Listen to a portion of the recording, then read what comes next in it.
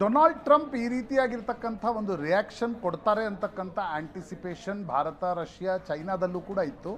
ಯಾಕಂದರೆ ಶಾಂಘೈ ಕಾರ್ಪೊರೇಷನ್ನ ಸಭೆಯಲ್ಲಿ ಆ ಒಂದು ಸಭೆಯಲ್ಲಿ ವ್ಲಾದಿಮಿರ್ ಪುತಿನ್, ನರೇಂದ್ರ ಮೋದಿ ಮತ್ತು ಜಿ ಜಿನ್ಪಿಂಗ್ ಏನು ಒಟ್ಟಾಗಿ ಕಾಣಿಸ್ಕೊಂಡ್ರು.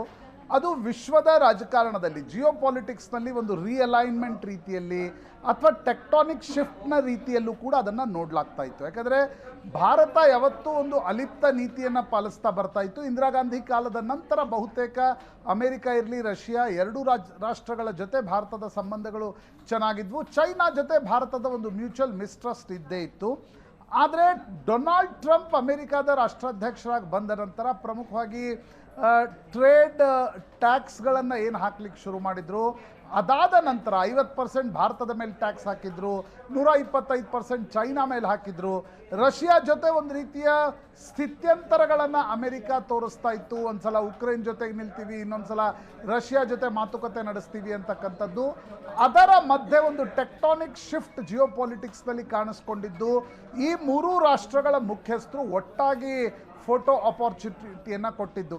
ಅದು ಅಮೆರಿಕವನ್ನು ಫ್ರಸ್ಟ್ರೇಟ್ ಮಾಡಿದೆಯಾ, ಕೆರಳಿಸಿದೆಯಾ ಅಂತಕ್ಕಂಥದ್ದು ಡೊನಾಲ್ಡ್ ಟ್ರಂಪ್ರ ಟ್ವೀಟ್ನಲ್ಲಿ ಸ್ಪಷ್ಟವಾಗಿ ಕಾಣುತ್ತೆ. ಅಮೆರಿಕನ್ ಅಧ್ಯಕ್ಷರು ಸಹಜವಾಗಿ ಈ ರೀತಿಯಾಗಿರ್ತಕ್ಕಂಥ ಟ್ವೀಟ್ಗಳನ್ನು ಜಿಯೋಪಾಲಿಟಿಕ್ಸಿಗೆ ಸಂಬಂಧಪಟ್ಟಂತೆ ಒಂದು ರಾಷ್ಟ್ರ ಇನ್ನೊಂದು ರಾಷ್ಟ್ರದ ಜೊತೆ ಹೋಗ್ತಾ ಇದೆ ಅಂತಕ್ಕಂಥ ಟ್ವೀಟ್ಗಳನ್ನು ಮಾಡಲ್ಲ. ಆದರೆ ಡೊನಾಲ್ಡ್ ಟ್ರಂಪ್ ಮಾಡಿರ್ತಕ್ಕಂಥ ಟ್ವೀಟನ್ನು ಗಮನಿಸಿದರೆ ಭಾರತ ಮತ್ತು Russia deepest and darkest China ಜೊತೆ ಕೈ ಜೋಡಿಸ್ತಾ ಇವೆ ಅಂತಕ್ಕಂಥದ್ದನ್ನು ಹೇಳುವ ಪ್ರಯತ್ನವನ್ನು ಡೊನಾಲ್ಡ್ ಟ್ರಂಪ್ ಮಾಡ್ತಿದ್ದಾರೆ ಅಂತಕ್ಕಂಥದ್ದು ಸ್ಪಷ್ಟ.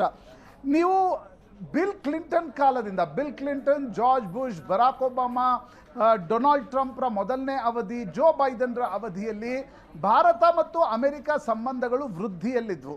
ಆದರೆ ಡೊನಾಲ್ಡ್ ಟ್ರಂಪ್ರ ಎರಡನೇ ಅವಧಿ ಜನವರಿಯಲ್ಲಿ ಆರಂಭವಾದ ತಕ್ಷಣ ಒಂದು ಕಡೆ ಪಾಕಿಸ್ತಾನದ ಜೊತೆ ಮಾತುಕತೆ, ಪಾಕಿಸ್ತಾನದ ಸೇನಾ ಮುಖ್ಯಸ್ಥರನ್ನು ಕರೆದು ವೈಟ್ ಹೌಸ್ನಲ್ಲಿ ಊಟಕ್ಕೆ ಕರೆದಿರ್ತಕ್ಕಂಥದ್ದು, ಭಾರತ ಮತ್ತು ಪಾಕಿಸ್ತಾನವನ್ನು ಒಂದೇ ತಕಡಿಯಲ್ಲಿ ತೂಗ್ತಕ್ಕಂಥ ಪ್ರಯತ್ನ, ಮತ್ತು ಕೊನೆಗೆ ಭಾರತಕ್ಕೆ ನಾವು ಟ್ಯಾರಿಫ್ 50% ಹಾಕ್ತೀವಿ ಅಂತಕ್ಕಂಥ ಏನೊಂದು ಡೊನಾಲ್ಡ್ ಟ್ರಂಪ್ರ ಹಠಮಾರಿತನ ಇತ್ತು.